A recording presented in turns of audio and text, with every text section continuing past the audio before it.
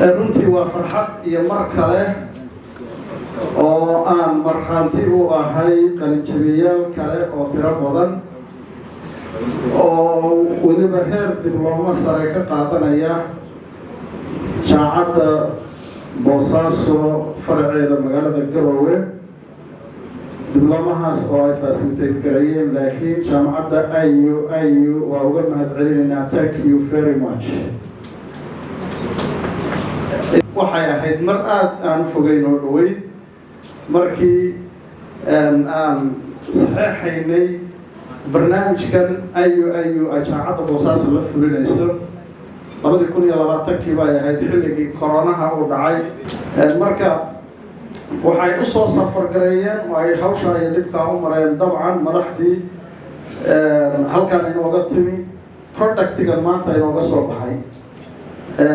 runtii farxad bay tahay inaan markhaanti ka noqdo hawshii maalinta bilaabantay in aan caawa halkan shahaadooyin ku guddoonsiino oo weliba madaxdii sare ee jaamacadda laftarkeeda ay qayb ka tahay oo ay iyaga laftarkooda wax ka barteen. runtii waxaan aada uga mahadcelinayaa barnaamijkan hadda managementiga waxbarashada iyada laftarkeeda waxay tahay fiil gaar ah oo gooni loo barto una baahan runtii inaynu aada dadkeena ka shaqeeya waxbarashada inay aada u fahmaan. waxaa kale iyadana oo aan ka dhicin teachingka sida dadka wax loo baro.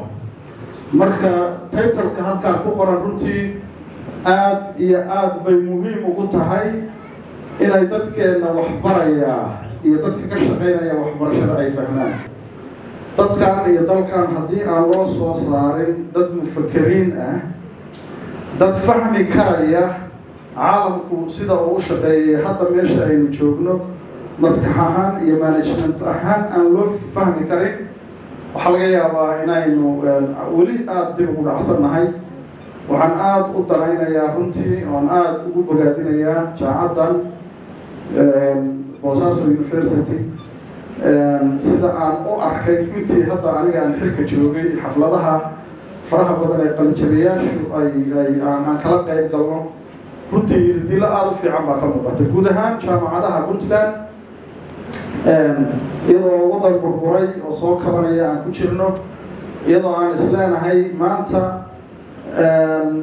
mustawaheenu meel kasta ha joogo, laakiin waxaa muuqata yidilooyinka muuqda inaan ka faa'iidaysano meelaha ay inooga imanayaanna runtii aad baynu ugu baahannahay.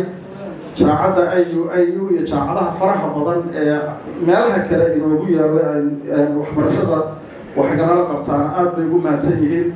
waxaan leeyahay marka jaamacadaha kala duwan ee ay ugu horeyso IU ee Uganda aad inaynu ugu mahad celino waa mudan tahay.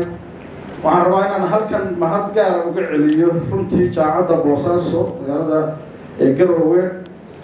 halka dadkan caawa shahaadooyinka guddoonsiinayna waxaa ku jira shaqaale wasaaradda waxbarashada iyo tacliinta sare ee dowladda Puntland u shaqeeya. Asma Cabdulqaadir baa joogta, Cabdishakuur Daashane, Sahra. dadkaas waa dadka jaamacadda tan maanta dibloomada ka qaatay. waliba Sahra iyo Cabdishakuur scholarship baan u weydiinay jaamacadda Boosaaso. application aan anigu ugu qoray aan ku yiri waxaan rabnaa inay bartaan maadada tan, sidaas darteed naga caawiya. aad iyo aad baad ugu mahadsan tihiin Dr. Maxamed Cali Maslax iyo jaamacadda IU inay codsigaas berigii naga aqbaleen. haddana aan aragnay inay halka ku raajoogayeen. sidoo kale Asma iyo shaqaalaha faraha badan macallimiintii baan arkayay xataa oo jaamacadda Boosaaso iyagana aad idinkaga mahadcelinaya sida sharafta leh ee dabcan aad ii dhegaysateen ama aynu isu dhegaysanay. jaamacaddan Boosaaso University-na waxaan leenahay waa guulaysateen. kumaanku kun ee arday ee aad soo saarteen ee daafaha caalamka iyo dalkaba joogana mahad gaar ah bay runtii jaamacadda tan u haynayaan. ummadooda inay u adeegaanna waa rajaynaynaa. waxaan leenahay marka jasaakumullahu khayran jazaa.